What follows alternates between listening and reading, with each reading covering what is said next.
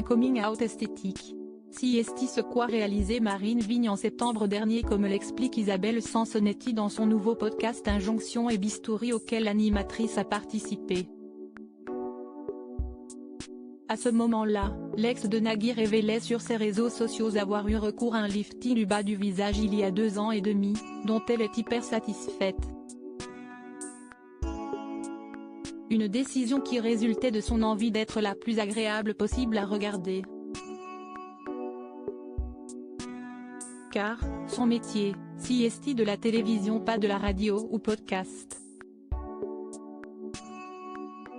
Toutefois, elle souligne n'avoir jamais ressenti une quelconque pression par rapport aux autres.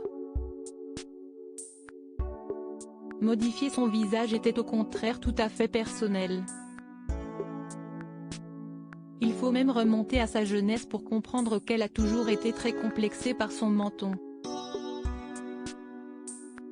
Quand j'ai commencé à faire de l'antenne, j'étais jeune et j'étais très menue, mais j'ai toujours eu ce double menton parce que j'ai ce muscle qui est un petit peu bas, entre le menton et la glotte, et ça crée un menton qui n'est pas très franc. Et en faisant de l'antenne, je n'ai plus vu que ça, a-t-elle confié. À 22 ans, elle songeait alors déjà à sauter le pas de la chirurgie esthétique. Mais la première chirurgienne qu'elle rencontre la dissuade d'aller jusqu'au bout, considérant qu'il s'agissait d'une idée délirante par rapport à son physique. Du coup je n'y suis pas allée et je n'avais pas envie non plus de saisir cette grosse alternative qui était de couper le muscle, le mettre plus haut. Je n'étais pas gênée à ce point-là, donc j'ai fait avec. Et tout se passait bien jusqu'à ce Marine Vigne prenne de l'âge. Là j'ai commencé à me dire si est moche.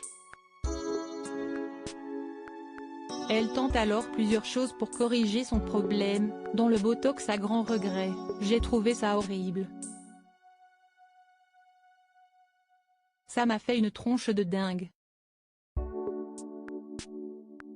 Je trouve globalement que le botox dans le front fait une tête de folle. Ça me faisait aussi briller le front. Après cette expérience ratée, elle renonce mais se familiarise finalement avec la médecine esthétique lorsqu'elle réalise un reportage pour Teva sur le sujet, il y a 15 ans.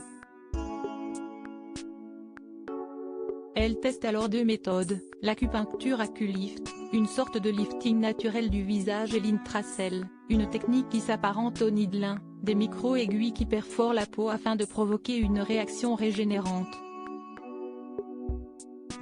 Donc si est un moyen, sans aucune injection au corps étranger, de donner à votre visage le petit coup de pouce pour qu'il se régénère tout seul. J'ai fait ça pendant 10 ans, à raison d'1 fois par an. C'était mon rendez-vous, mon truc esthétique, et c'était la seule chose que je faisais, raconte-t-elle. Mon mec m'a dit t'es complètement folle. Marine Vigne passe un cap plus important lors d'un week-end à la campagne, elle croise un chirurgien réputé. En la voyant, il considère qu'une intervention serait tout simplement parfaite. Tu as des indications idéales, en effet tu as un affaissement et un double menton mais tu es jeune, tu as une peau pas très ridée, tu vas cicatriser vite et ça va durer plus longtemps, lui explique-t-il. Des arguments qui parlent à l'animatrice, laquelle se demande tout de même si elle pourra cacher cette intervention à la télé. Il lui assure qu'en 1 semaine, elle pourrait reprendre le travail et que si elle cachait ses oreilles, personne ne s'en apercevrait.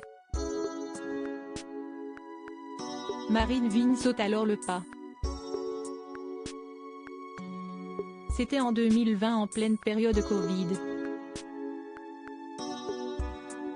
Autour d'elle, les réactions ne se font pas attendre.